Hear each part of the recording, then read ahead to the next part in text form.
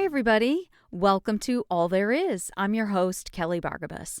As you know, for quite a few episodes now, I think maybe I've done 2 or 3 on aging, getting older, life. You've probably realized by now that I'm pretty contemplative and tend to think about things a lot.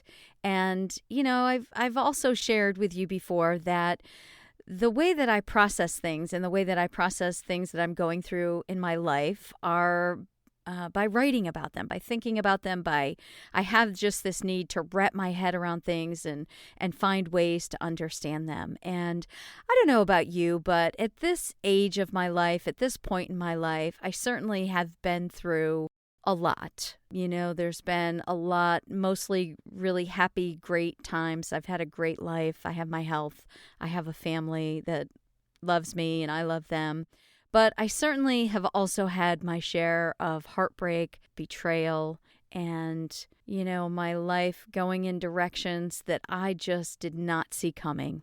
And those things have been hard to live with. And I think when those things happen, you find yourself questioning, especially when you're middle-aged, you find yourself questioning, where did I get on this wrong path? Thinking back over your life and thinking about, is there a decision I could have made that would have made things go differently in my life? If I could do it all over again, would I make the same decision? Would I make the same choices? Would I have lived the same life if I could go back to the beginning and start over? And I've asked myself that question a lot of times and trying to understand and figure out why I did some of the things that I did, why I made some of the choices that I made. And I haven't really made much headway in that line of thinking, but I think you'll see that's definitely a theme in what I'm going to share today. This piece that I'm going to read to you today was actually inspired by me just finding randomly, unexpectedly, an old picture of myself. I found a snapshot of myself when I was in high school. And I think because of where I was at in my life and some of the things that I had just recently gone through, I was in this sort of mindset. And when I saw this picture of myself as a teenager, it really stopped me in my tracks. It was kind of like a punch in the gut, not in a bad way, but just like, oh my God, there she is. That was me before all this happened. That was me before all of this heartbreak, all of this betrayal, all of this sadness, all of this questioning, all of this life. And at that time, I was just feeling very, beat down by it all. I was exhausted. I was mentally, emotionally exhausted. And I think seeing that young girl, what struck me too is, it was almost like, who is that? I didn't recognize her. And that freaked me out a little bit. Anyway, all of that is just an intro to this piece I'm going to share. And I know that this is a universal state of mind. I know it's a universal thing to go through all of this. That's what life is, right? And so I know that this will resonate with some of you. And this piece is called All She Needs to Know. And I hope you enjoy it.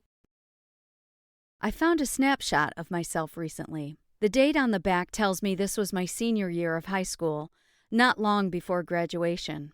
It feels odd to look at this young girl, a stranger who looks so much like me but seems so far away. Am I sad the years went so fast and that 17-year-old girl is now 50? Or am I sad because I don't remember that girl very well and I feel like I lost her? She is sitting on her twin bed, smiling at the sister I'm sure is taking the photograph. What was she thinking? Was she happy? What did she want from this life, from these 50 years? I can't look away. I lay my thumb and forefinger together in the center of the picture and sweep them outward, trying to zoom in like I do on my iPhone before I remember that 1985 was a very long time before cell phones. Instead, I hold the photograph up to my squinty eyes, longing to see the details of the bedroom that I remember up close.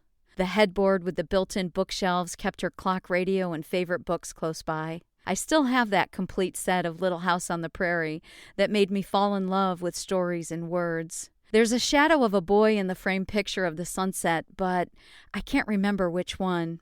She's wearing pleated, high-waisted jeans with a canvas belt and a pale green tank top underneath a white lace blouse. The hair is 80s music video big. The desk next to the bed is full of scraps of paper with quotes that moved her, a diary and journals where she attempted to capture her days, favorite song lyrics by Stevie Nicks, Phil Collins, and Dire Straits, and pretty paper bags and stationery that she loved to collect. Before vision boards, girls pin their hopes and dreams up on bulletin boards, just like the one in this picture. Her love for Care Bears and field hockey is apparent, and on her wall is a cross-section of a wood stump with a decoupaged picture of Jesus surrounded by children. I want to reach out and touch her hair and hold her young, spot-free hands. I'd like to sit on her bed with my legs curled up under me and talk all night. I want to tell her that the boys she cries over, the ones who keep her up at night and mess with her head and make her feel like she's not enough, the boys who have already broken her young heart, I want to tell her they won't matter. Not really. I'd tell her to stop drinking so much beer and Tanqueray gin and Seagram 7. 13 was far too young that night in the kitchen of Rosie's grandmother with the mat splits and the straws because high school Michelle told you and your friends that straws could get you buzzed faster. You didn't even know what buzzed was, but once you tasted it, you knew you liked it. It transformed you. But it is a liar. It won't change you. It will create so much noise and distraction you won't hear the warning bells. You won't hear the whispers of your soul until it's too late. You'll tell yourself that you drink because you like it, that you're just having fun or that you deserve it. But the truth is, you will drink because at 13, you realized you could hide behind it. Your young, undeveloped brain will build a corner with high walls. You'll hide from your insecurity and worry as well as your heartache and anger. But this corner will also hide you from the truth, and that will prove to be very dangerous. If you don't stop now, you'll soon be in your 20s hiding in your spare room with Coors Light, watching reruns of Mary Tyler Moore until he falls asleep. In your 30s, you won't see the secrets that you're sharing a house and a bed with. In your 40s, you'll drown out grief and brokenness with beer, Crown Royal, and red wine. You'll still be wrestling with this liar at 50 years old, convinced it's the drinking that's the problem.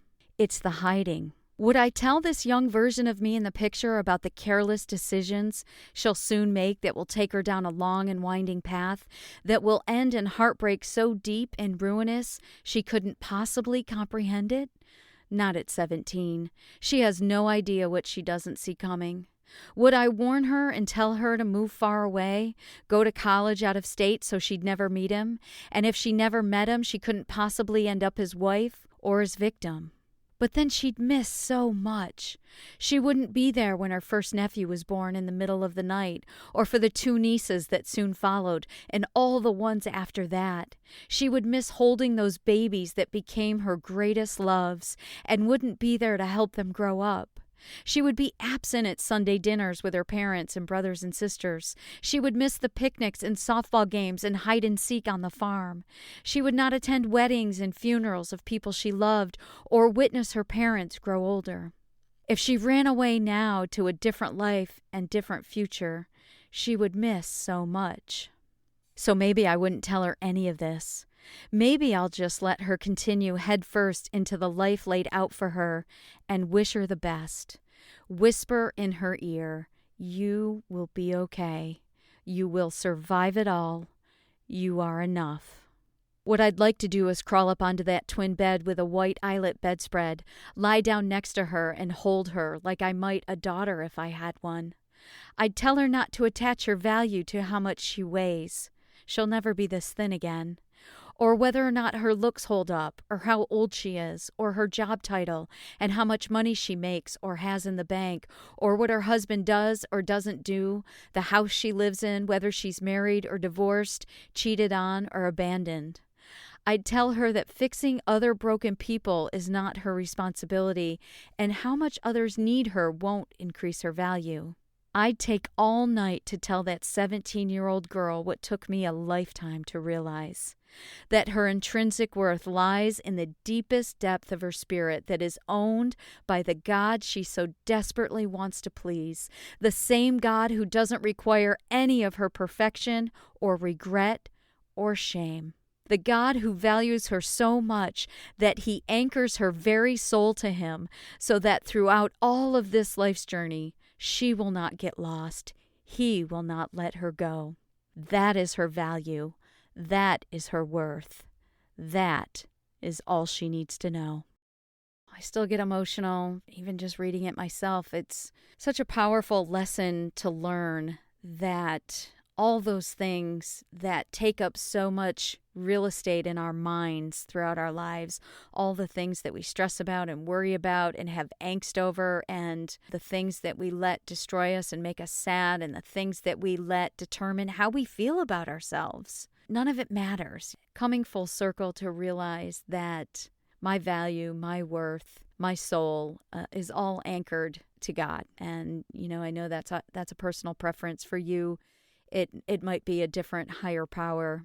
It might be service to others. It might be a different God that you worship. But whatever it is, I know this. I know that it's not what we look like, how much we weigh, how much money we make or don't make, how much we have in the bank, who loves us, who doesn't love us, who cheats on us, who betrays us, who lies to us. It's none of those things. And that is the lesson I definitely wish I could have learned. Even if I made all the same decisions, if I could have learned and known that in the deepest depth of my soul, perhaps it would have changed things. Perhaps it wouldn't have. Who knows, right? Who knows? Anyway, that's my thoughts for this week. I hope you enjoyed it. I hope it resonated with you. I really appreciate you tuning in and listening and devoting your time to listen. You can visit kellybargabas.com/podcast at any time to listen to past episodes. You can also find episodes on Apple, Spotify, Stitcher, wherever you listen to your podcasts. And you can like it and share it with your friends. Until we meet again, take care.